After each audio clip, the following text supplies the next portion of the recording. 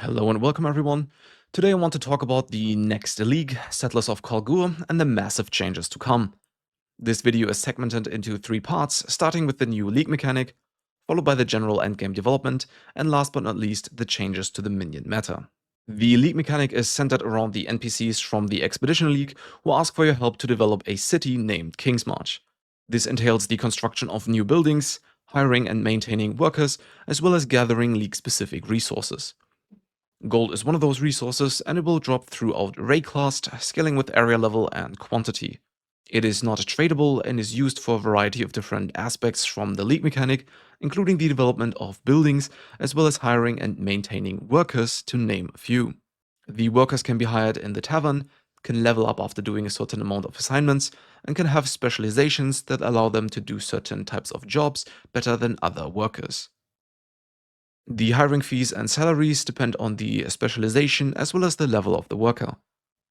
Upgrading the tavern allows for more and better skilled workers to be eligible for hire, as well as increasing the maximum amount of workers that can be employed. You will also come across deposits of crimson iron, orichalcum, petrified amber, bismuth, and verisium in the campaign and in maps. They are guarded by enemies, differ in rarity and difficulty, and provide you with loot and some of the respective resources after the encounter. The rest has to be mined by workers, which can be assigned at the mining station.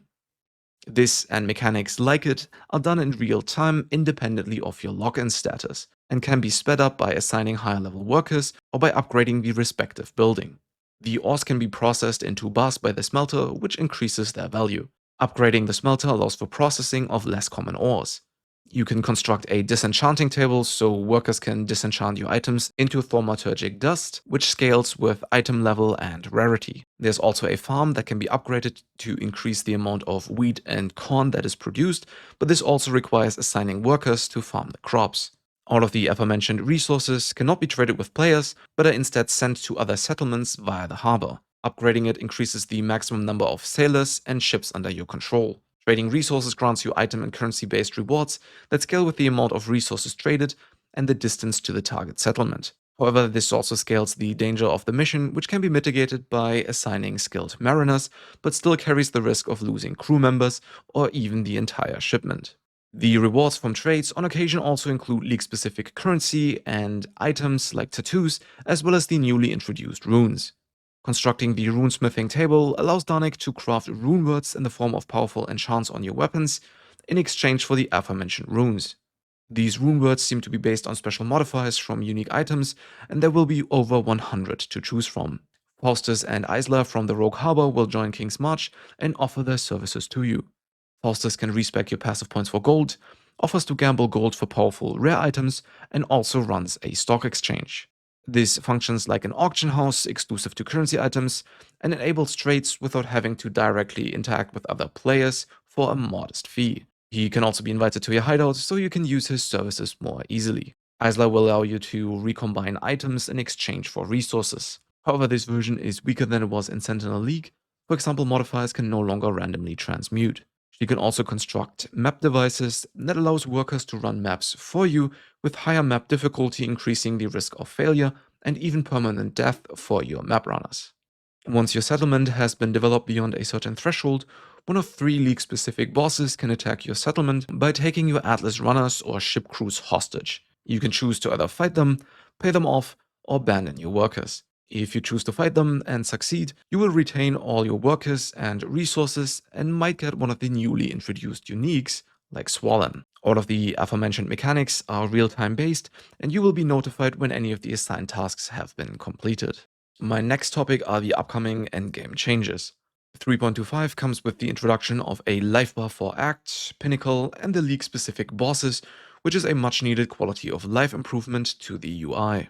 One of the most important endgame changes is the introduction of a 6th map slot, and the additional map slots can be unlocked by doing a 10-way Maven invitation and a tier 17 map respectively. Tier 17 maps have been nerfed both in terms of monster life and damage dealt, making them more accessible going forward. The additional map slot opens up more juicing options for highly invested maps, but is balanced out by the removal of the back to basic Keystone and the removal of item quantity on rares and uniques for Magic Find builds, which should curb the tail end of Uber farming strategies.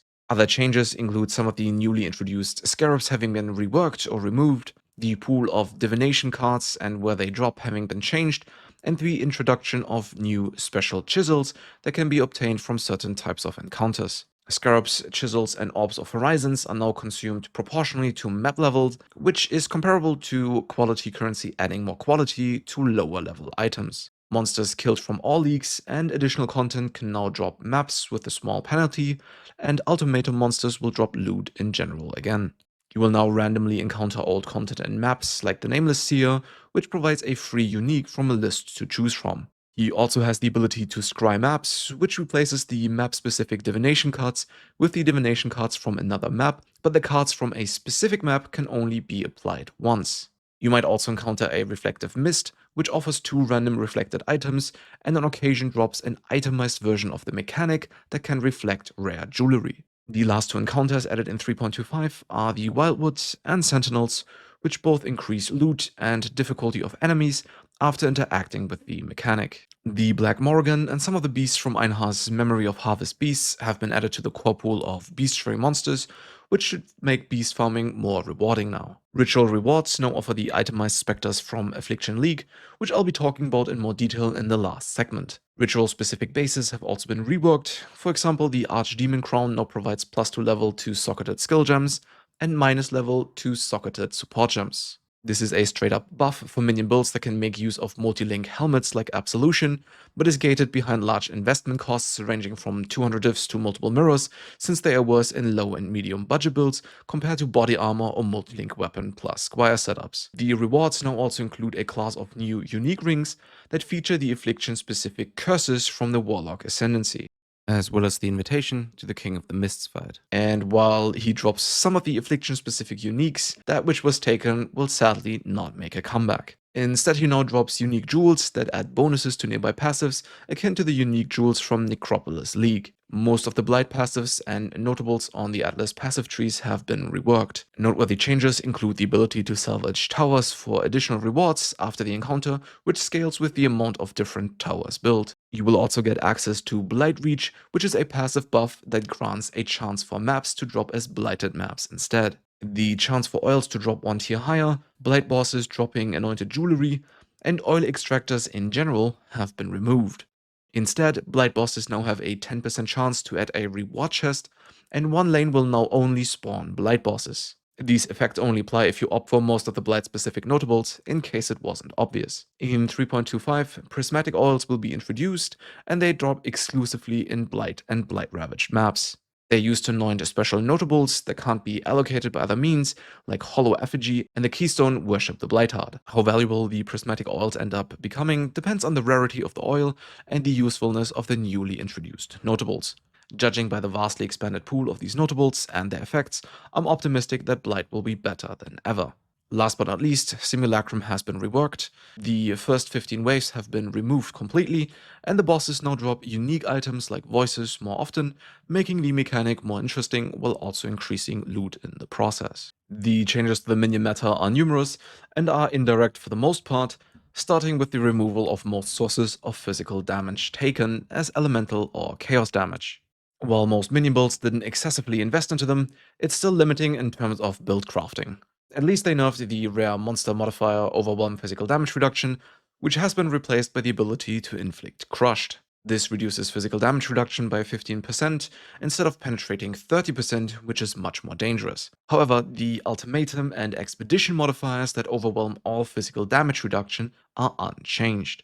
The Adorned has been nerfed and now only has 50 to 100% corrupted magic jewel scaling, which affects minion builds that used it to introduce flat adder damage like Barma, NMA Weapon, and Chains of Command. This is equivalent to a loss of 10 to 30% damage and makes the usage of the Adorned questionable compared to a setup of fully crafted rare Ghastly Eye jewels. Another big nerf comes in the form of aura changes. Banners have been completely reworked and now no longer provide a permanent effect. To make matters worse, you have to generate Valor via melee hits or a banner mastery to activate and scale them, making them unusable for most minion builds. The loss of impale chance from Dread Banner will cost physical minion builds between 20 to 40% damage at the high end. Hatred no longer grants more cold damage, Instead, the physical as extra cold modifier has been scaled by up to 55% at gem level 20. Since Hatred was most useful in physical to cold conversion setups, those builds lost up to 1/3 of their damage.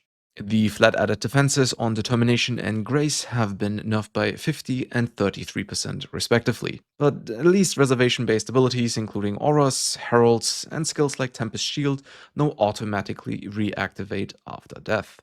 Divine Blessing has been removed as a support gem and is now only available via March of the Legion. This means most minion builds that were using it have to shift to Guardian's Blessing, which is awkward for builds that don't use Blessed Rebirth unless they have a lot of life recovery for minions. The Minion Offense Mastery that provided 20% overwhelm physical damage reduction for minion attacks now provides 50% chance for minion hits to ignore physical damage reduction. This is a bit of a mixed bag, since most physical minions just needed to reduce physical damage reduction by a small amount to ignore all of it, at least at the high end. On the flip side, this massively increases damage when scaling up physical damage reduction on enemies via map mods, since your minions now have a 50% chance to ignore all of it. It should now probably only be used for that, whereas a small amount of physical damage reduction should be scaled down via Crushed from Awakened Brutality support. In Settlers of Kalguur, more passive notables will provide maximum elemental resistances, like the newly introduced Nomadic Teachings or the reworked version of Sanctuary. Maximum elemental resistances are now available on regular jewels, which makes maximum resistance scaling via Melding of the Flesh more accessible. Endurance charges have been buffed and now grant 4% reduced elemental damage taken instead of 4% to all elemental resistances. The easiest way to introduce them into minion builds is via minimum endurance charges on jewelry or via Enduring Cry. Block-based minion builds can also make use of the reworked Safeguard notable, which now provides plus 10% chance to block spell damage while holding a staff or shield, and also grants plus 3% to maximum spell block chance. This, in combination with the block mastery, allows for up to 80% spell block without much investment. The value of life modifiers have been buffed on rares, making it easier for life-based builds to scale the maximum hit pool. This results in higher survivability in general and less reliance on Molten Shell to survive tough content. In 3.25, 18 new high-tier bases will be introduced that have more defenses but higher attribute requirements as well. Especially the requirements for body armors seem challenging because the best base now requires 293 strength, dexterity or intelligence to use. This means local modifiers, items like Replica Dragonfang's Flight and the Keystone Supreme Ostentation that reduce attribute requirements are now better, whereas tattoos have been indirectly nerfed. Quality has been changed, which now functions as more multipliers on both weapons and armor. This significantly increases damage on weapons with high weapon damage and defenses on most types of armor, but makes items with increased global defenses like Grasping Mails and the unique body armors from Chayula weaker in comparison. Increasing quality to 30% is now more challenging because perfect fossils have been replaced by a different type of fossil. Tainted currency can now only roll up to 20% quality, and the Beastcraft that corrupted items to increase quality to 30% now only works with maps. Instead, bases can now drop with up to 30% quality, which makes bases with higher item level and quality the starting point for high-end crafting. Minion skills that use weapons like Chains of Command, Bama, and Anime Weapon of Self-Reflection have been buffed due to the quality changes on weapons to some degree.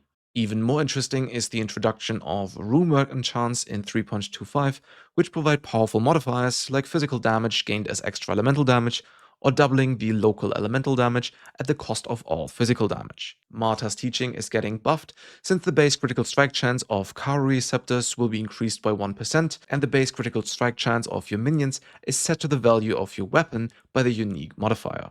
The Dancing Dervish unique sword no longer has manifested dancing dervishes disable both weapon slots. It now has cannot be used while manifested, meaning you can now weapon swap after manifesting dervishes and still use items in your second weapon set. The minions require you to get at least 15 kills to activate and maintain Rampage at all times, meaning they are only useful while doing map-like content. The damage is pretty mediocre, so outside of low-level environments they function as utility minions that introduce buffs or debuffs. The weapon swap also disables modifiers and gems from your weapons, so reservation abilities will be deactivated, any minions socketed into them will despawn, and the maximum number of minions that are dependent on gem levels like specters might decrease, despawning one of those minions as well. This affects multi-link weapon plus squire setups and most builds that use minion wands and minion shields. Personally, I don't really think it's worth the hassle. Dominating Blow has slightly higher mana costs and player damage at gem level 20. This will make it easier to summon sentinels and map-like content by killing enemies and reach the mana and life leech cap. This should also make fortify and hit modifiers from items like the Celestial Brace more viable, but the minion will probably remain subpar due to the rework of Dread Banner. Desecrate has been changed and now has a flat 15% chance to spawn corpses that have been raised by the base gem before. These corpses count as spectral corpses and can only be raised by the base gem, meaning Raise Spectre of Transience can no longer be used to introduce buffs, debuffs, and charges into pure spectre builds. The itemized specters from Affliction League have been reintroduced, albeit in a lesser state. They count as spectral corpses and still come in 3 tiers, but we don't know how powerful they will be. They offer a wide range of benefits, including various auras, charge generators, buffs like Onslaught and Fortification, and there are specters that have unique interactions with minion instability or strength stacking, to name a few. In 3.23, the Perfect Spirit of Fortune and the Blasphemer provided a significant boost to lightning damage, especially for minions that scale well with flat added damage, like Barma and Anime Weapon. I expect lightning-based versions, including Voltaxic Barma, to be more powerful than they were before, but we don't know the exact numbers yet. The main thing to take away from all of these changes is that it's easier to scale player survivability against elemental damage, and that the minion meta is shifting towards lightning and chaos-based builds in the next league. I put the forum link to the content reveal, the full patch notes, and a link to the 3.25 Atlas passive tree into the description of this video. My next video will feature a list of Minion League starters that should be viable in 3.25 and will be released in the coming days. If you have any questions or suggestions, you can leave them in the comments. I try to get them as soon as I can. You can find my socials, including Twitch, Discord, and Patreon on my channel page, on the description of this video. I hope you liked it. Until next time.